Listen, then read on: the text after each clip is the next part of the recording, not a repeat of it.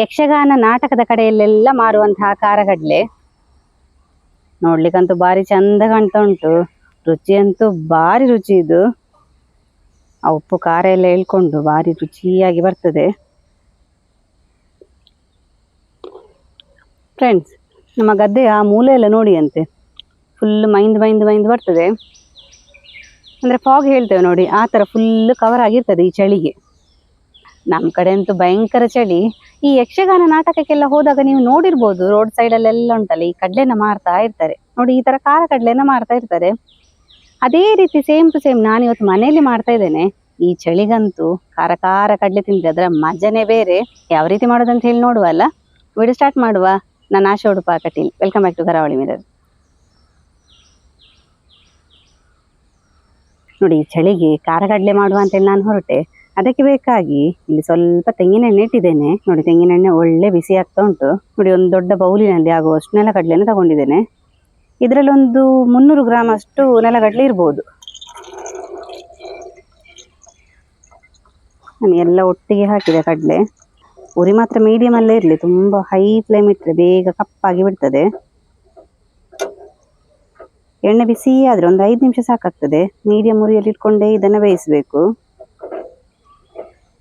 ಸ್ವಲ್ಪ ಈ ತರ ಕೈ ಆಡಿಸ್ತಾ ಇರುವ, ಅವಾಗ ಎಲ್ಲ ಕಡಲೆ ಕೂಡ ಬೇಯ್ತದೆ. ನಮ್ಮ ಕಡೆ ಎಲ್ಲ ಇವಾಗ ಯಕ್ಷಗಾನ ನಾಟಕ ಎಲ್ಲ ಸ್ಟಾರ್ಟ್ ಆಗಿದೆ. ನಮ್ಮ ಕಟೀಲ್ನಲ್ಲಂತೂ ದಿನಾಲು ಯಕ್ಷಗಾನ ಒಂದೊಂದು ಕಡೆಯಲ್ಲಿ ಕೇಳ್ತಾ ಇರ್ತದೆ. ಹಾಗೆ ನಾವು ಯಕ್ಷಗಾನಕ್ಕೆ ಹೋದಾಗ ಈ ತರ ಖಾರ ಕಡ್ಲೆ ಮಾಡ್ತಾ ಇರ್ತಾರೆ. ನಂಗೆ ಅದನ್ನು ನೋಡಿ ಉಂಟಲ್ಲ ಒಂದು ಸ್ವಲ್ಪ ತಲೆಗೆ ಬಂದಿದ್ದು, ಖಾರ ಕಡ್ಲೆ ಮನೆಯಲ್ಲೇ ಮಾಡುವ ಅಂತ ಹೇಳಿ. ಅಂದ್ರೆ ಅಲ್ಲೆಲ್ಲ ಉಂಟಲ್ಲ ಸ್ವಲ್ಪ ಒಂದು 10 ರೂಪಾಯಿಗೆ ಒಂದು 10 ರಿಂದ 15 ಕಡ್ಲೆ ಇರ್ಬೋದು, ಅಷ್ಟೇ ಕೊಡುದವರು. ಇದು ಮನೆಯಲ್ಲಿ ಸಿಂಪಲ್ ಆಗಿ ಮಾಡ್ಕೋಬಹುದು, ಏನು ಕಷ್ಟ ಇಲ್ಲ. ಹಾಗೆ ನಾನೊಂದು 300 ಗ್ರಾಮ್ ಆಗುವಷ್ಟು ಕಡಲೆ ತಂದು ಮಾಡ್ತಾ ಇರೋದು. ನಾನು ಒಂದೇ ಸಳು ಕರಿಬೇವನ್ನು ತಗೊಂಡಿದ್ದೇನೆ. ಅದನ್ನು ಈ ತರ ಮೇಲ್ಗಡೆ ಹಾಕ್ತೇನೆ. ಈ ಎಣ್ಣೆಯಲ್ಲಿ ಒಳ್ಳೆ ರೋಸ್ಟ್ ಆಗ್ತದೆ ಕರಿಬೇವು.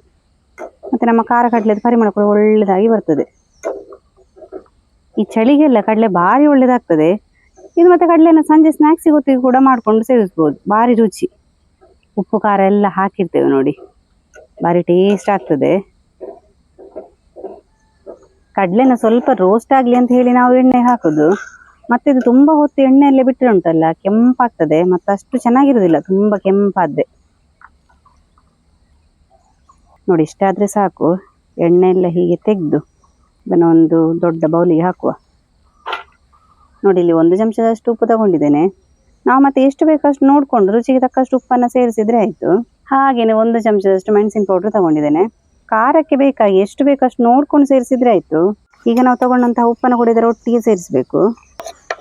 ಉಪ್ಪು ಮತ್ತು ಖಾರ ಎರಡು ಒಟ್ಟಾಗಬೇಕು. ಸರಿ ಮಿಕ್ಸ್ ಮಾಡುವ.